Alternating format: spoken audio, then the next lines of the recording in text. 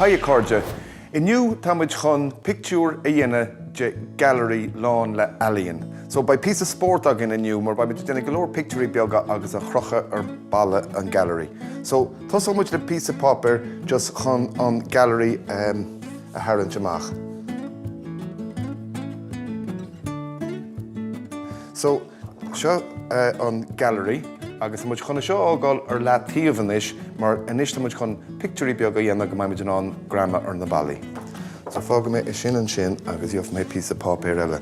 So dheoch muid ar charra an pean luí agus tá muid chun cearnóga agus dronnalógaí agus beidir cean Cruthaitheacht agus gómuid thar timpeall taobh muin seo arís chun fráma a dhéanamh.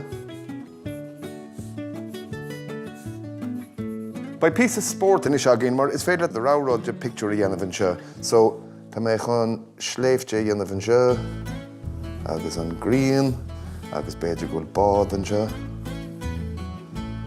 agus an bád ar an airige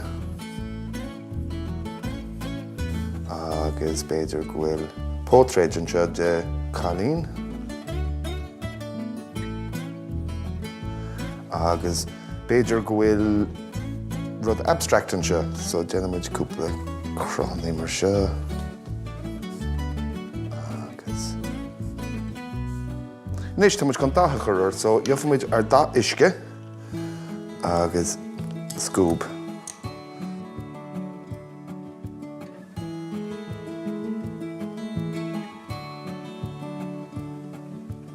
Agus inis tá muid chun buí a measca mar ba buí ag teastal an grian agus I gcóir na frámaí I lig. So tá muid chun an dá deas buí seo a measca. Is tuigh le a ráród a dhéanamh na pictiúrí seo. Is leat an Gailearaí seo, so is féidir le dahar be chorán.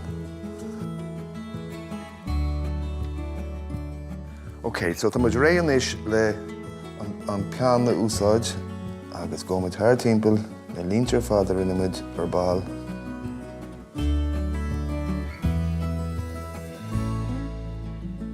So an céad rud eile dhéanamid inis ná tá muid chun na pictiúrí beaga seo I gcearr amach, so go mbeidh muid an idir gramú ar ballaí an Gailearaí. So dheoch mé an scissor, bí cuaireamach leis an scissor nó fáid cabhair.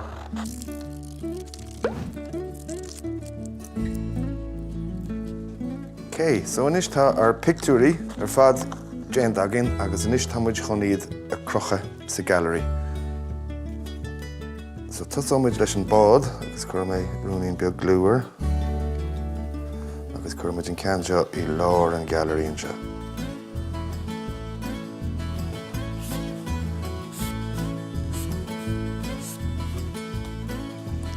Nis, is féidir ar marcaráil inis agus just déanamid an chéad a beag mar sin.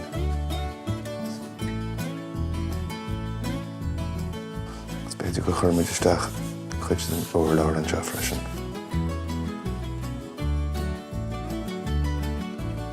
Agus sin thug a bheith, bhuair Gailearaí beag hain.